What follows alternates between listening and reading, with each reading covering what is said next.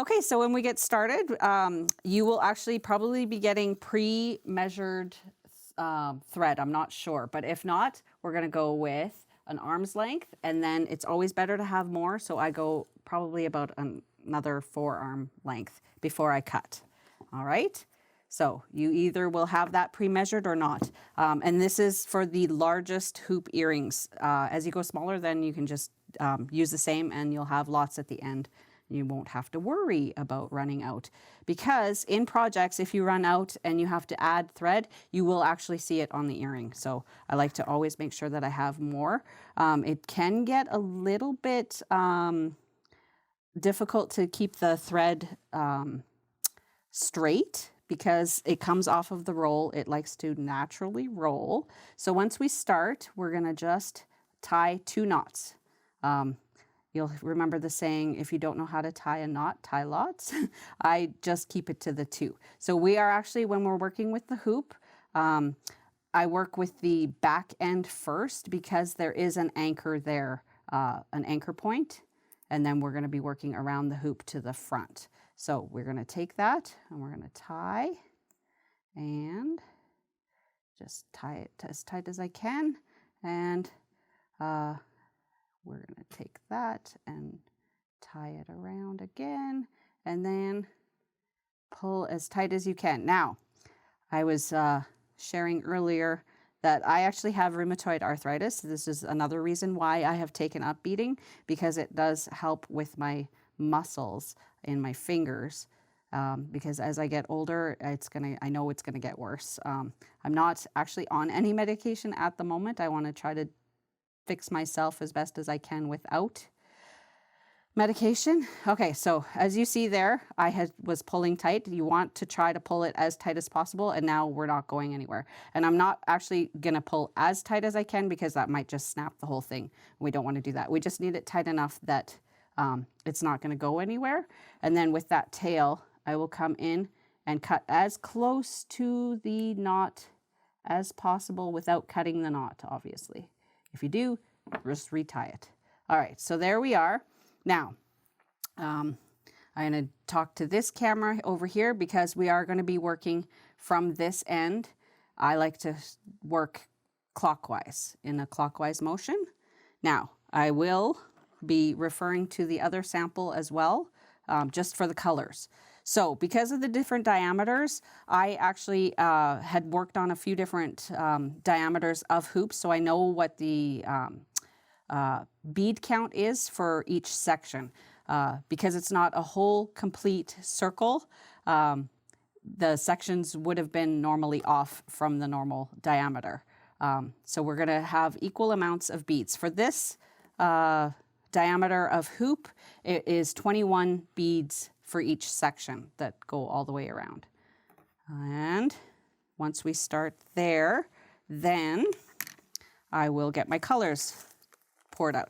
Now, you're gonna get a beading mat, but you won't get the tray. This is actually a Tupperware tray for camping that I have discovered fits the beading mats perfectly. It helps so tremendously much. So I just like to pour out all my colors in the order that I'm going to be beading in. So we're going to do that, we're going to do that. And the good thing about these beads is that they are all fairly uniform in size. I have found that the black can be a little bit thicker, but if I look through the pile long enough, I can find ones that match up with the other beads, which helps out tremendously.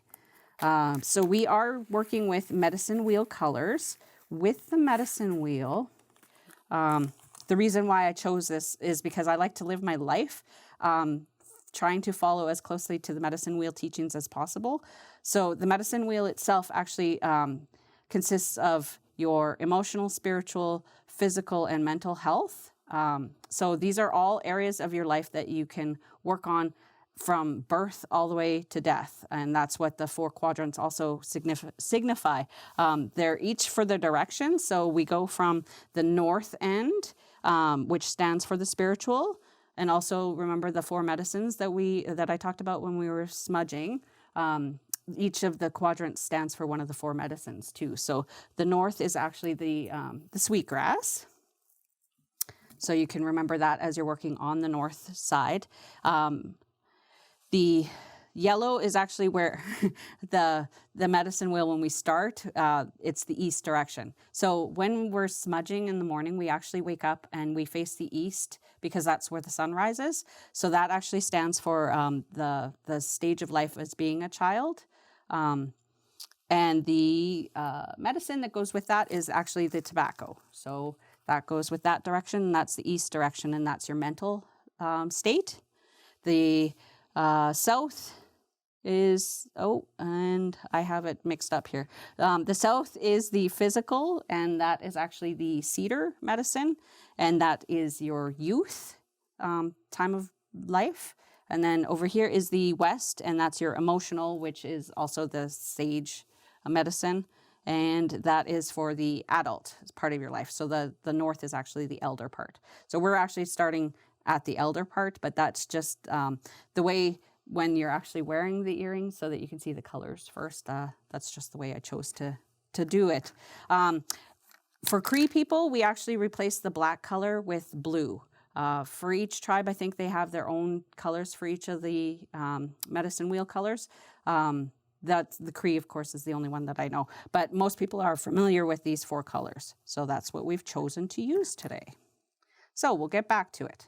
When we start, the easiest part is to thread these needles, which is amazing. So we're going to just go here, and especially for if you're a little bit older like I am and you have the progressive glasses, this is the easiest part. So because it is fishing line, I pull it tight, and then I actually just like to spin it just so that it is there. Otherwise it'll fall off a lot, and it might still fall off a lot, but these are just part of the things that we are working with. Okay, so when we're starting, according to the other earring, we want to start with the white. So I just like to lay them out so that I can kind of see all the different sizes.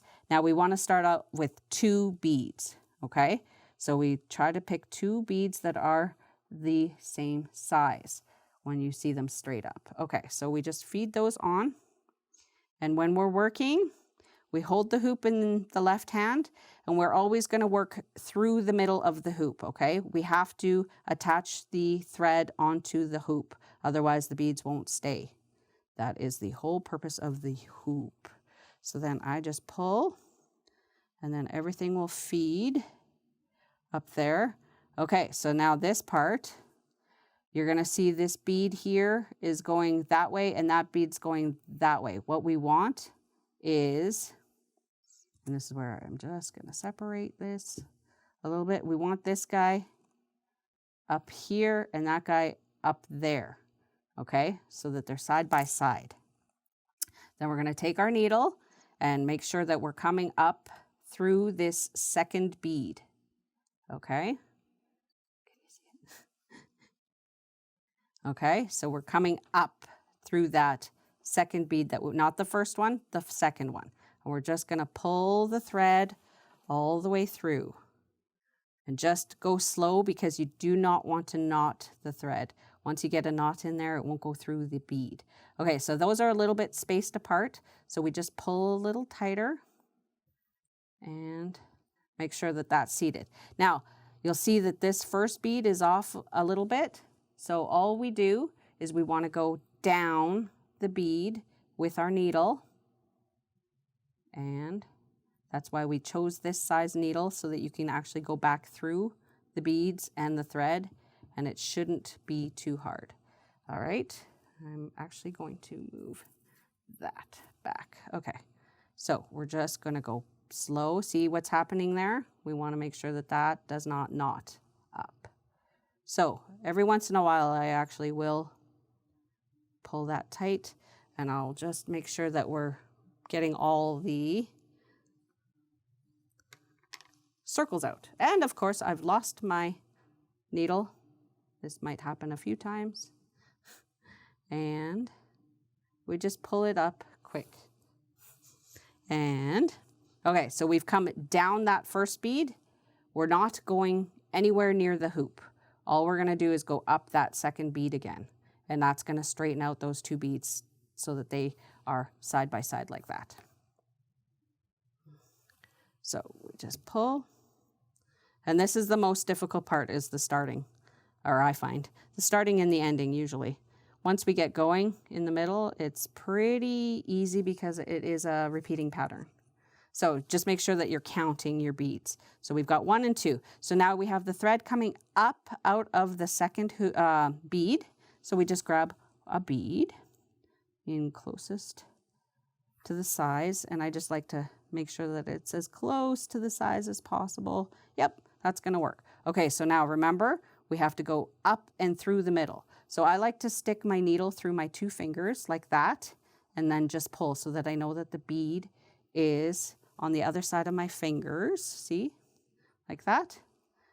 And I put my needle down, and then I just grab like that, and I pull, and then I hold it with my finger so that it doesn't go anywhere. And then remember, come up through the bead. And yeah, do as I say, not as I do. There we go. And we just want to make sure that that's pulled. And then I just hold it and then just go slow so that you're not getting any knots in there. Okay? And this is what's going to be the most time-consuming part. But in the end, you're going to have a beautiful product, so it's worth it in the end. All right, so we want to keep the tension on that as tight as possible, but as we get more beads, that's when we go back with the needle and we can pull a little tighter to get the proper tension. I have noticed that in helpful beading groups on Facebook, the beading community itself is very, very helpful, and if you need any tips or hints or help of any kind, you can go onto Facebook and just put in beading groups, and you will come up with quite a few. I think I belong to about 3 different beading groups, and they are very, very helpful. A lot of them will already have tutorials on there. Originally, because I was not able to have any help learning how to do this, I did learn through YouTube tutorials.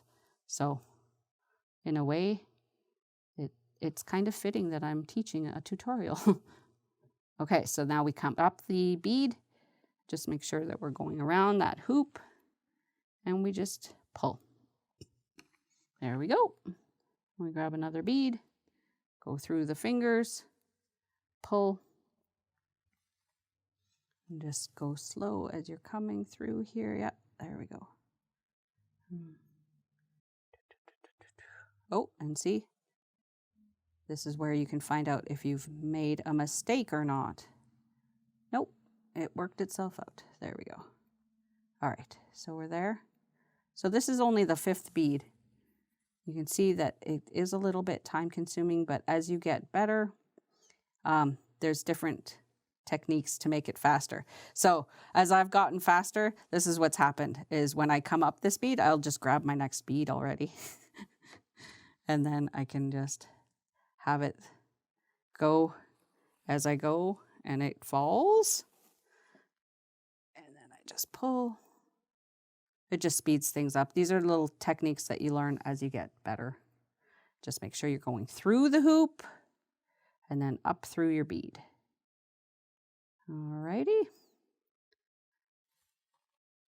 And like I said, for the different diameters will depend on how many different beads you have. I do have a couple written down, and I will let everybody know what the different bead count is for different diameters of hoops. I don't know the smaller ones. It is a more of a learning curve as you're beading to figure it out.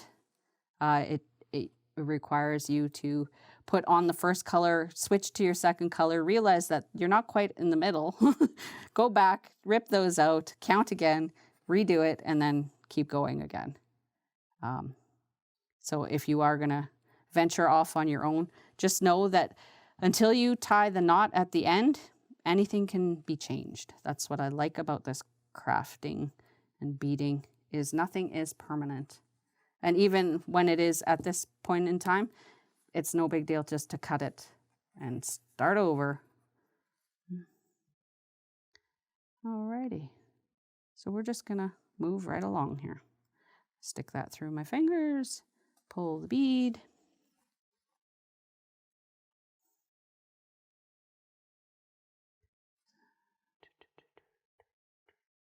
I do find this incredibly therapeutic, both for my muscles in my hands and also for my mind. I can be beading while my family is watching television, so we are spending time together, but I'm actually doing something else. Or I can just have if I have the house to myself, I will just shut everything off and I will just concentrate on what I'm doing. If I've received an order for a set of earrings, I concentrate on that person. That's why I like to smudge first, because I like to put good thoughts and prayers into my projects. Because if somebody specifically has asked for whether it be a dream catcher that I make or a pair of earrings, I always like to set my intentions to positivity, because we can't have enough of that these days, I tell you. And the one thing you do have to be careful of is your beading area. Like I said, when I was sitting in my living room and my family's there, I actually have my tray on the arm of my couch next to me, which is perfect when I'm working. When I'm not working, I've knocked my tray off so many times and you end up with beads everywhere. And sometimes the odd needle on the floor of carpet, which is not fun. But you just got to get a magnet and then you can clean up and find your needle before somebody steps on it, because that's never fun. All right, so now we're to here. So 1, 2, 3, 4, 5, 6, 7, 8, 9, 10. We're at 10 beads so far. So we have more to go, but I like to stop and then I will wrap the thread around my finger, and not for very long because I don't want to lose feeling in my finger. And I'll grab my needle and I'll go back. I know those two are tight, so I'll go back between the second and third bead and I'll just pull up gently, because I don't want to snap the thread, although it does take 4 pounds of pressure before it breaks. That's why we're using that one. It's thin, and who has 4 pounds of pressure? I definitely don't in my hand. So if you see, there's that much slack that I'm just pulling, and then they sit nicer. And I just pull. That's why I wrap it around my finger, because I don't want to lose the tension at the end. If you're just pulling like that, you will lose the pressure, or the tension, I mean. There we go. There. And then it sits nicely. And then we can continue on.